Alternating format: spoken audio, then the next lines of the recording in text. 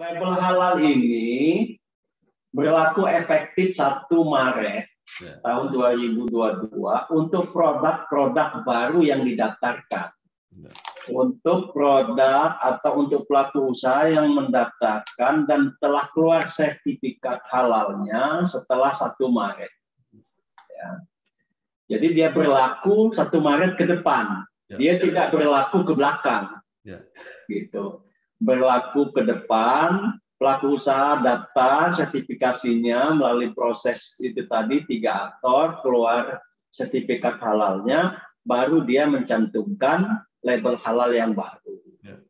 Bagi pelaku usaha yang sebelum 1 Maret dan masih menggunakan logo lama, label logo MI, atau pelaku usaha masih memiliki stok logo lama untuk kemasannya, masih diperbolehkan, diperkenankan untuk memasang dan menghabiskan stok label halal.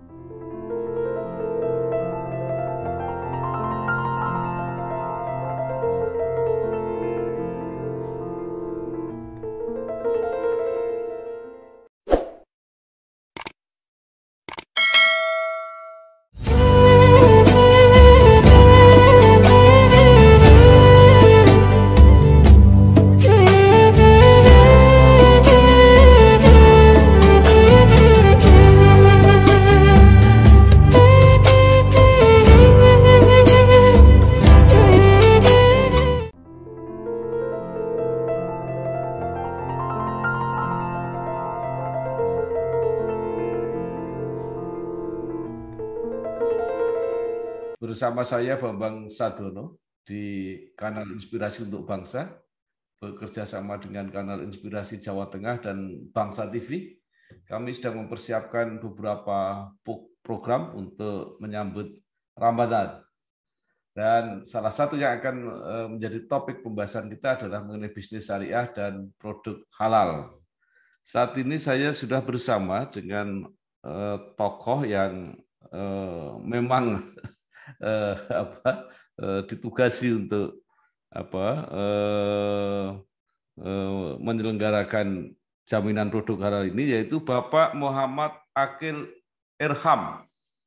Beliau adalah Kepala Badan Penyelenggara Jaminan Produk Halal BPJPH. Apa kabar Pak Akil? Alhamdulillah Pak Bambang, sehat. Ya. Mungkin untuk mengawali diskusi ini, Bapak bisa menceritakan terutama visi dan misi pembentukan lembaga BPJPH dalam menjamin produk halal dan memfasilitasi para produsen untuk mendapatkan sertifikasi halal. Monggo silakan Pak Akil. Ya, terima kasih Pak Bambang.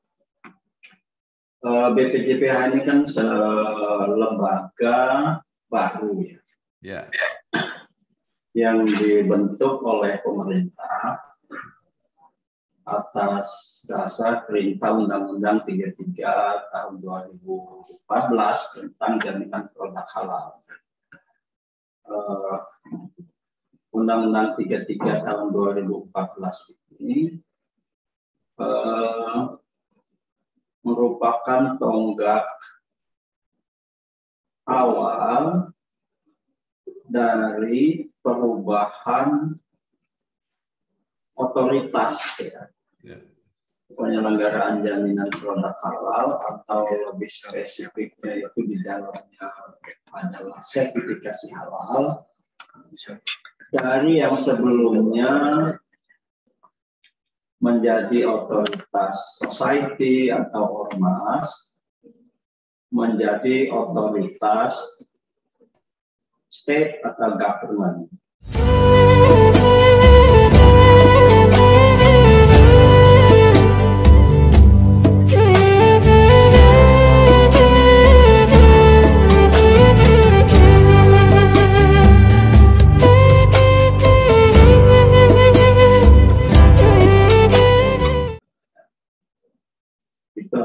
Ini undang-undang ini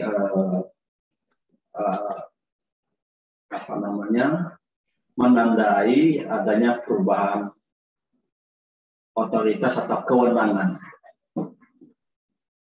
Namun undang-undang ini kemudian ya undang-undang ini tidak sepenuhnya otoritas itu ada di pemerintah.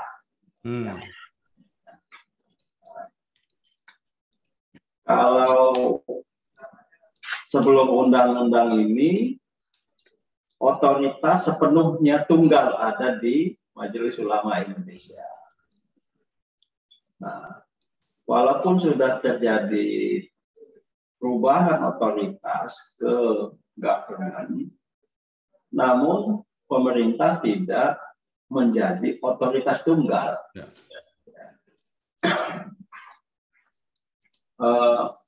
Kemudian undang-undang ini dan peraturan pemerintah turunannya waktu itu ada PP 31, kemudian setelah ada PP 39, PP 31 tidak berlaku lagi. PP 39 tahun 2021 ini secara konsekuensi dalam penyelenggaraan jaminan produk halal ini membutuhkan satu unit organisasi sebagai leading sektornya.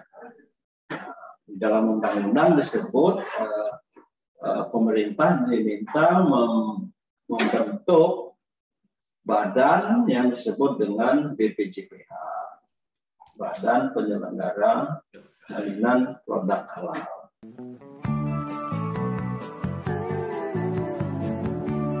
Soal KPR dan punya rumah, dari dulu cuma ada satu nama, satu bank yang megang banget.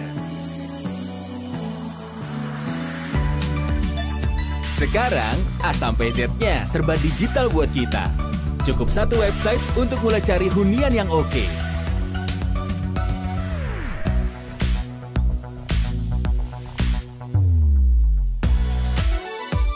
Lagi sesibuk apapun, cukup satu fitur ngajuin KPR online.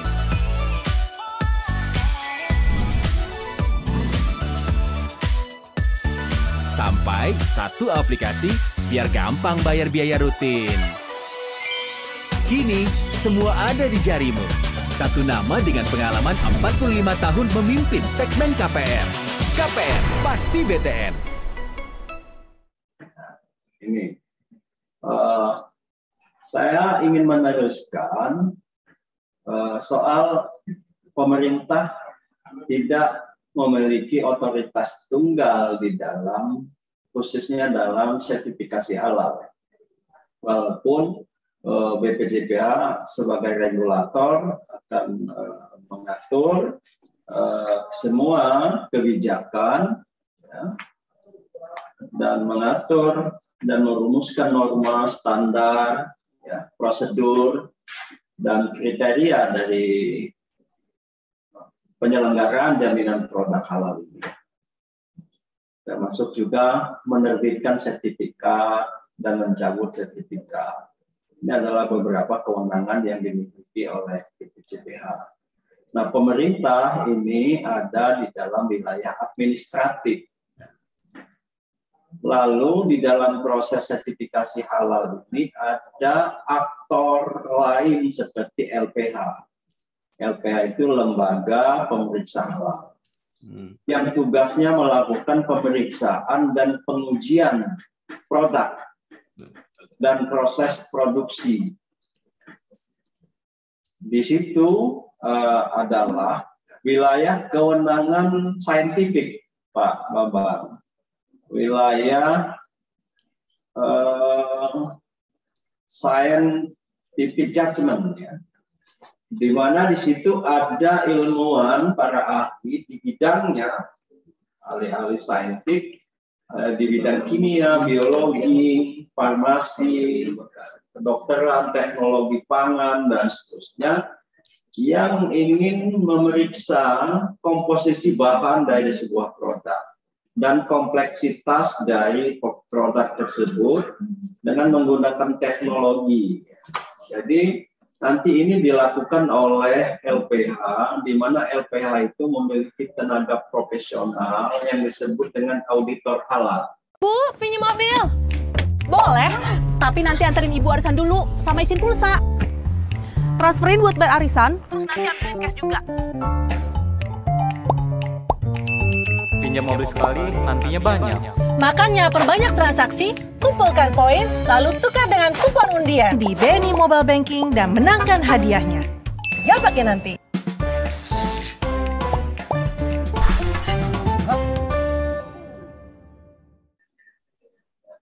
Auditor halal ini tugasnya dua, memeriksa dan menguji.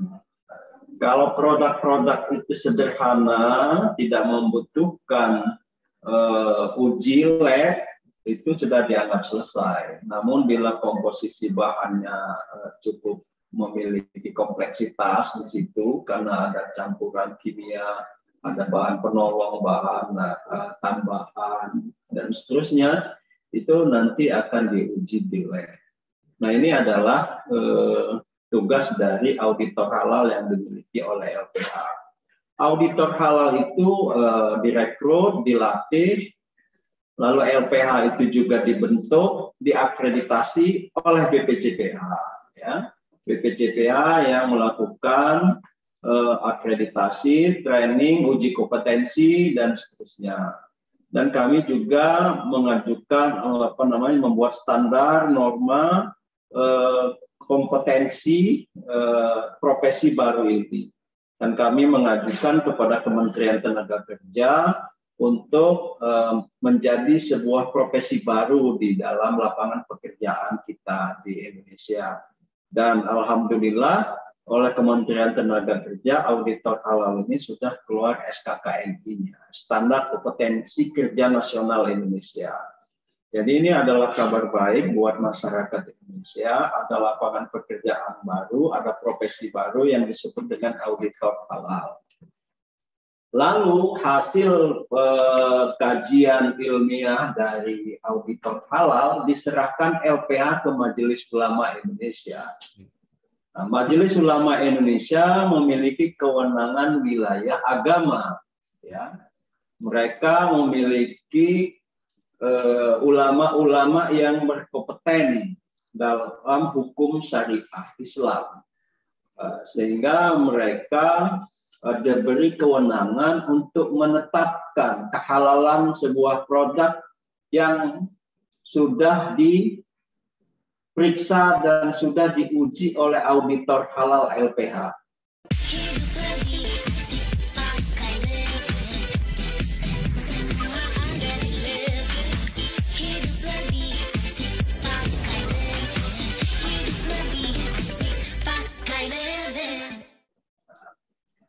Lalu bila produk dan prosesnya sudah ditetapkan kehalalannya oleh Majelis Ulama Indonesia, hasilnya diserahkan ke BPJPH.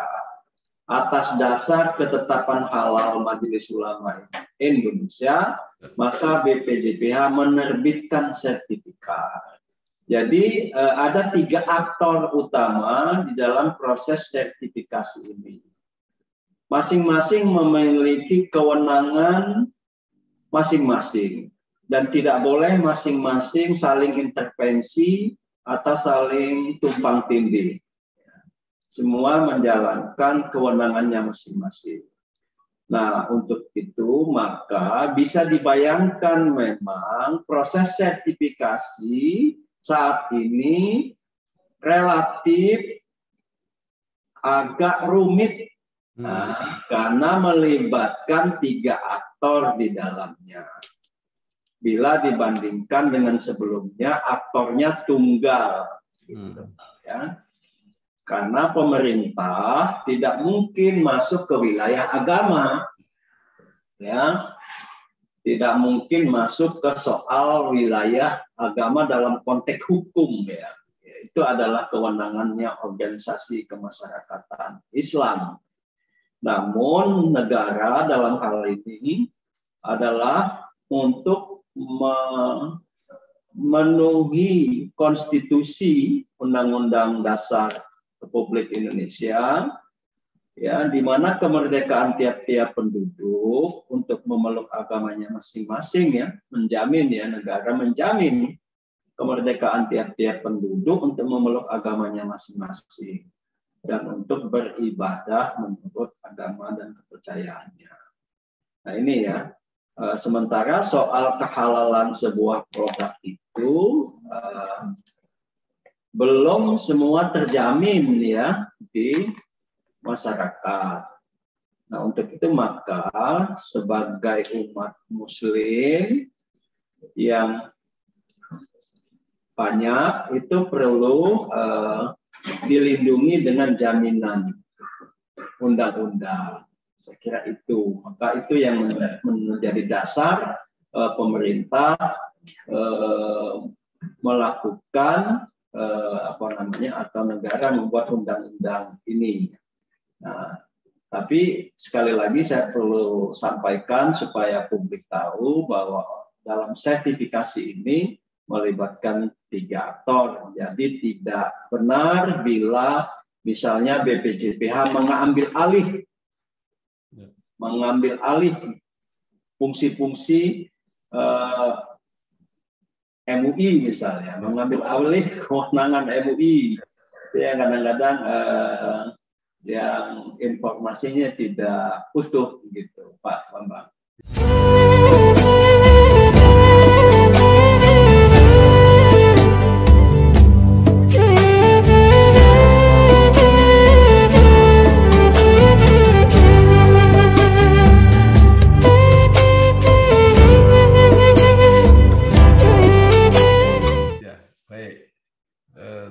Terima kasih Pak Akil. Saya kira jelas, ya, bahwa fatwa halal masih akan dikeluarkan oleh Majelis Ulama Indonesia setelah melihat hasil yang dilakukan oleh lembaga pemeriksa halal, dan kemudian secara formal nanti yang menetapkan adalah BPJPH. Saya kira jelas.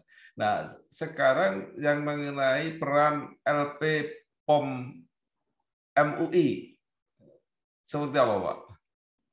LP POM MUI itu adalah salah satu LPH. Oh, ya.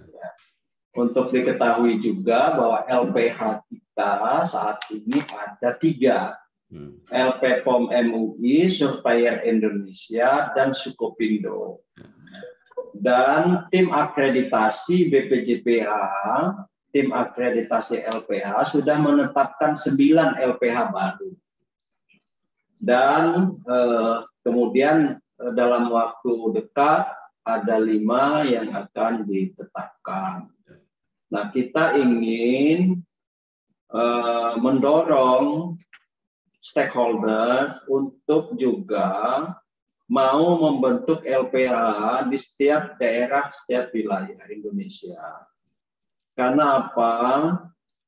Jumlah pelaku usaha kita menurut data Kementerian Koperasi dan UMKM itu pelaku usaha itu berjumlah lebih dari 64 juta yang sebarannya di seluruh Indonesia.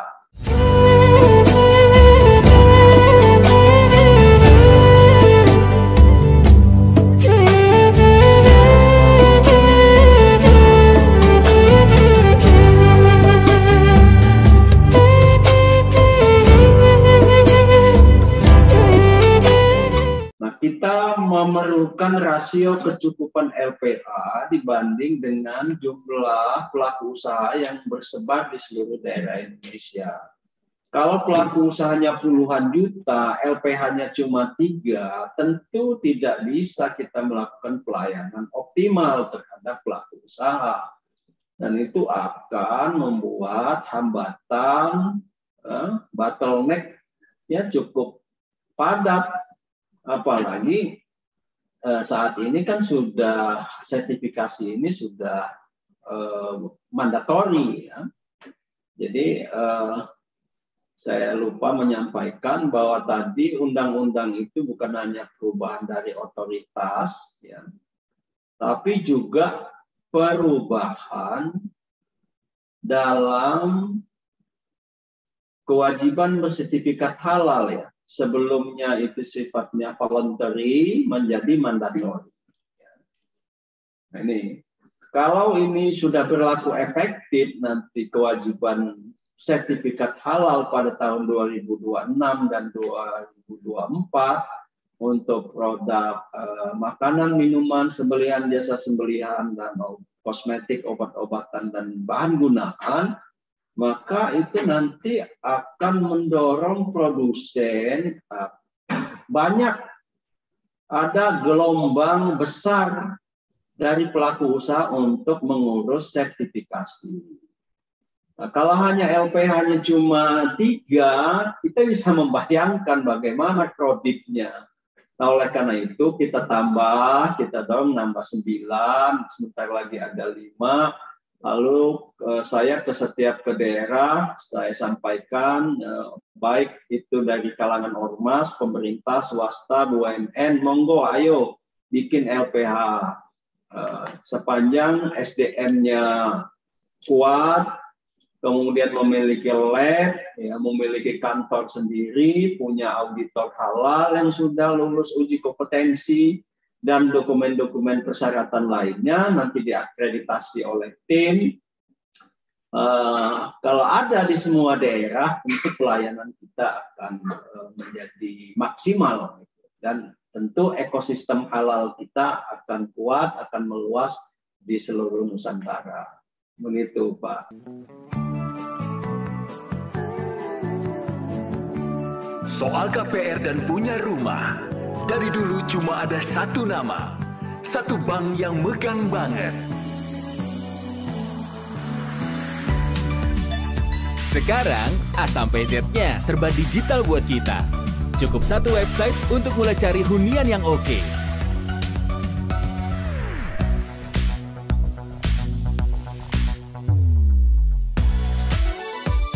Lagi sesibuk apapun, cukup satu fitur ngajuin KPR online.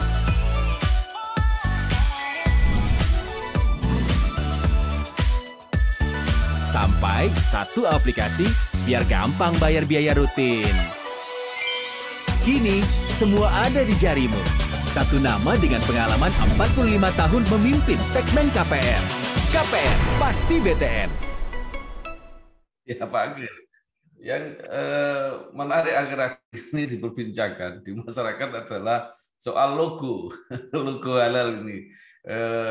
Ini katanya kan sudah mulai berlaku Maret, sehingga mereka sudah mulai bertanya-tanya ini apakah sudah langsung dilaksanakan atau seperti apa, Pak Agil? Ya, label halal ini berlaku efektif 1 Maret tahun 2022 untuk produk-produk baru yang didaftarkan.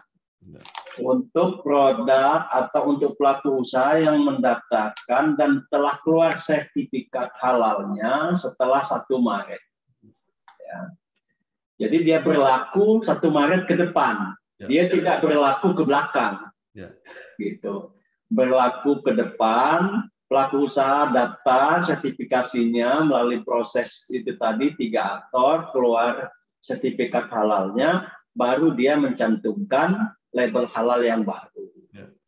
Bagi pelaku usaha yang sebelum 1 Maret dan masih menggunakan logo lama, label logo MI, atau pelaku usaha masih memiliki stok logo lama untuk kemasannya, masih diperbolehkan, diperkenankan untuk memasang dan menghabiskan stok label halal tersebut. Dan ini sudah kami jelaskan kepada pelaku usaha yang datang berkoordinasi dengan kami. Dan itu tidak ada masalah untuk di kalangan pelaku usaha, mereka menerima. Karena sebenarnya mereka menunggu sejak lama, karena BPJPH memiliki kewenangan yang diberikan oleh undang-undang untuk menetapkan label halal. Tapi sudah bertahun-tahun label halalnya kok nggak ditetap-tetapkan. Jadi mereka nanya, ayo kami mau pasang yang mana ini, kami mau pasang yang mana ini ya.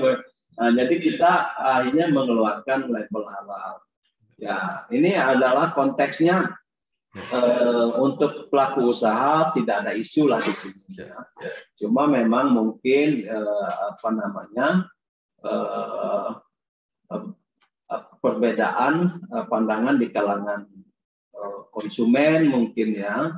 Untuk itu maka label halal itu memang sudah kita pertimbangkan dalam 3 aspek ya, aspek formatif logo itu, kemudian aspek substantif dari label itu, dan juga dari aspek praktis ya, pragmatis penggunaan label halal itu di kemasan.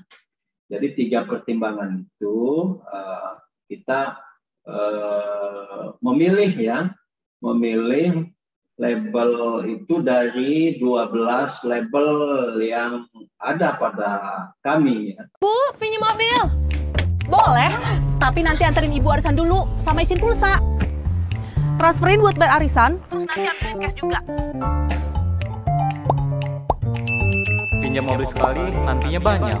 Makanya perbanyak transaksi, kumpulkan poin, lalu tukar dengan kupon undian di BNI Mobile Banking dan menangkan hadiahnya. Jangan pakai nanti.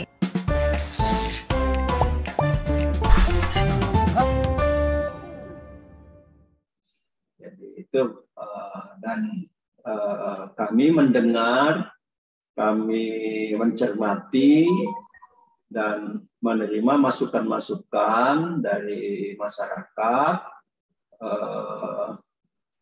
dengan merespon dengan baik, dan tentu beriringan dengan itu kami melakukan sosialisasi, publikasi dan edukasi dari 3 aspek itu tadi supaya masyarakat bisa memahami, lalu mengenal lebih dekat dan bisa menginternalisasi label baru itu sehingga menjadi lebih akrab ya di kalangan masyarakat. Baik, Pak Agil, tadi dikatakan bahwa yang harus mencantumkan label halal itu jumlahnya jutaan, apalagi menyangkut UMKM yang sangat banyak. Nah, bagaimana itu pelaksanaannya nanti? Karena bagi UMKM itu yang pertama pasti tidak bisa kalau prosedurnya agak mereka mengatakan agak ribet pendaftarannya dan mungkin membebani. Nah, apa benar bahwa untuk mereka akan digratiskan, Pak Agil? Ya, ada tindakan afirmatif pemerintah terhadap UMK ya, Pak. UMK itu bukan UMKM, tapi UMK itu usaha mikro dan kecil. Kalau basis datanya Kementerian Koperasi UMKM, kan ada klasifikasi pelaku usaha. Ada mikro, kecil, menengah, dan besar. Bahkan sebenarnya ada yang lebih mikro lagi, yaitu super mikro gitu kan. Jadi memang ada klasifikasi pelaku usaha. Nah, kebanyakan lebih dari 90% pelaku usaha di Indonesia itu adalah mikro kecil, ya, mikro kecil. Nah, ini yang menjadi fundament perekonomian Indonesia. Nah, untuk UMK yang mikro kecil ini memang ada tindakan afirmatif dari pemerintah dalam proses sertifikasi halalnya itu tidak dibebani biaya apapun, yaitu Rp0. Rp0 disesuaikan dengan kemampuan keuangan negara.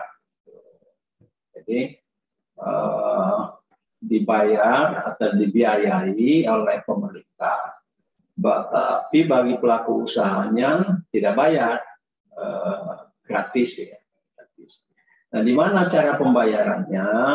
Pembayarannya adalah mengalokasikan anggaran di pemerintah, kementerian, lembaga, bahkan BUMN, pemerintah daerah, provinsi, kabupaten, kota mengalokasikan anggaran tahunannya untuk membantu UMK dalam banyak hal, termasuk salah satu diantaranya adalah proses pembiayaan sertifikasi halal. Nah, memang sebelumnya 2 tahun yang lalu yang berturut-turut ini biaya alokasi anggaran untuk mengurus sertifikasi halal ini 3 juta, bahkan ada yang menganggarkan 4 juta sampai dengan 8 juta. Tetapi BPJPH mengambil kebijakan dan keputusan per 1 Desember ya, menurunkan ya secara ekstrim ya dari 3 juta itu menjadi 300.000 untuk sertifikasi halal dengan skema pernyataan mandiri. Nah ini karena apa? Jangan sampai membebani keuangan negara untuk proses sertifikasi halal ini. Nah ini yang pertama kali sertifikasi melalui skema pernyataan mandiri ini kita laksanakan akhir tahun lalu, dan saat ini terus kita genjot untuk 10 juta produk yang tersertifikasi halal untuk UMK. Ini Pak Bambang.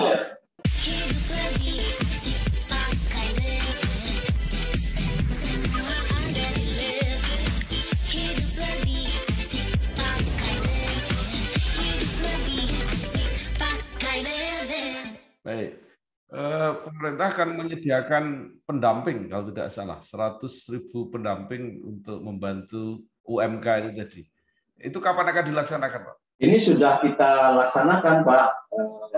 Pertama kita melakukan rekrutmen pendamping ya, lembaga pendamping, dan sudah ada 150 sekian ya lembaga pendamping yang sudah kita tetapkan, yang terdiri dari perguruan tinggi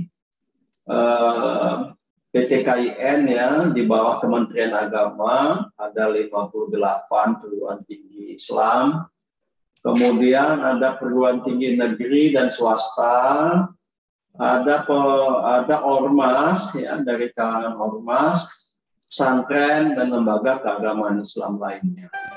Jadi satu tahapan sudah kita lakukan, lalu lembaga-lembaga ini SDM-nya kita adakan pelatihan TOT, dan TOT sudah selesai, 3 angkatan sudah selesai dengan menghasilkan hampir 200 trainer. Dan saat ini sudah berlangsung dan akan terus berlangsung sampai bulan April pelatihan pendamping PPA yang sudah bergerak. Ini hari ini dari beberapa minggu yang lalu sampai hari ini masih terus berjalan dari seluruh lembaga pendamping itu untuk merekrut tenaga pendamping yang akan dilatih. Nah, kalau lulus mereka akan turun ke pelaku usaha untuk mendampingi pelaku usaha dalam melakukan verifikasi dan validasi produk-produknya dan proses produksi halalnya untuk kemudian nanti diteruskan pengurusan sertifikasi halalnya. Nah ini sudah jalan, Pak. Kita sekarang ini dengan distribusi dan alokasi tenaga pendamping di seluruh Indonesia dengan mendesentralisasikan lembaga pendamping untuk melakukan rekrutmen dan pelatihannya, tentu dengan standar yang sudah ditetapkan oleh BPJPH. Dan insya Allah 100.000 pendamping itu akan terpenuhi dalam 2 bulan ke depan, dan nanti setelah itu akhir April atau Mei, dalam jangka waktu 6 bulan mereka akan turun menyebar ke seluruh Indonesia. Dengan estimasi satu pendamping akan merekrut 100 orang pelaku usaha atau 100 produk yang tersertifikasi halal, dan dengan estimasi begitu insya Allah di akhir tahun kita akan memperoleh 10 juta produk yang tersertifikasi halal.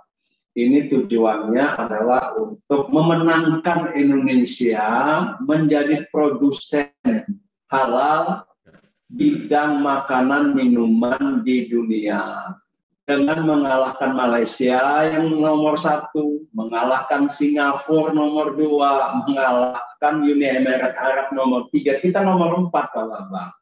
Jadi masa kita kaya akan kuliner Nusantara tetapi kalah dengan Malaysia ya produk halalnya.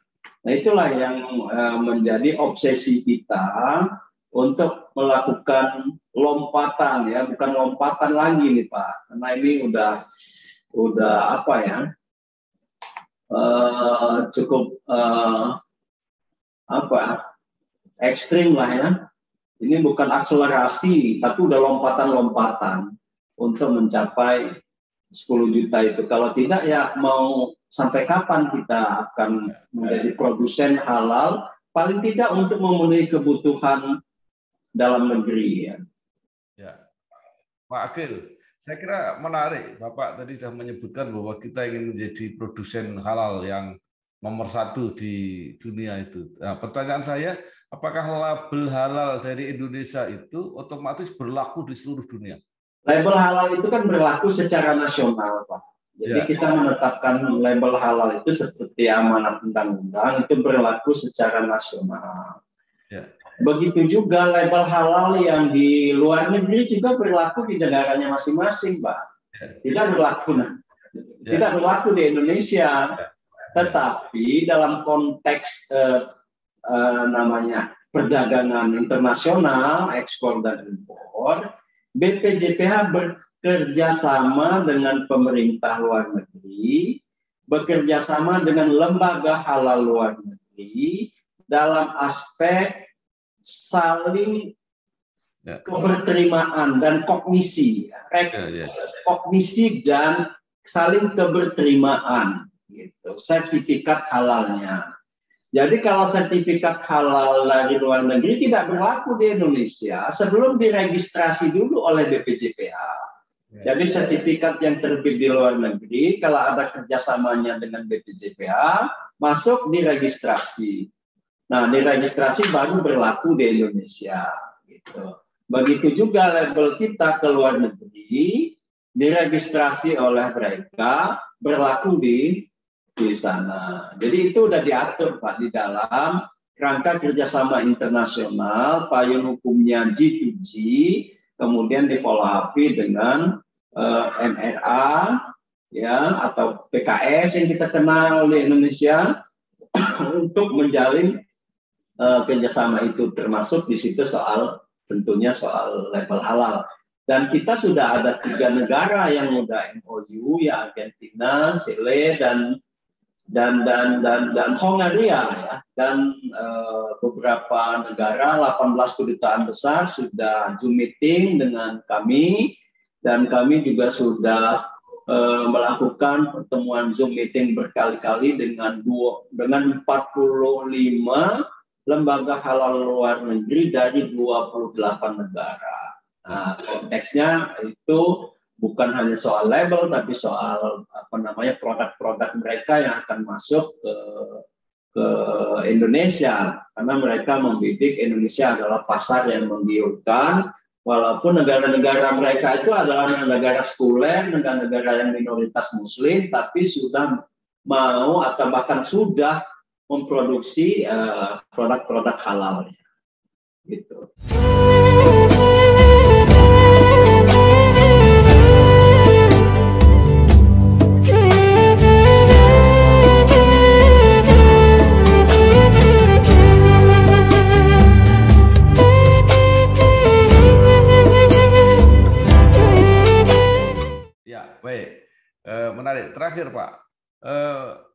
setelah makanan dan minuman, apa saja yang akan menjadi target berikutnya untuk label halal ini?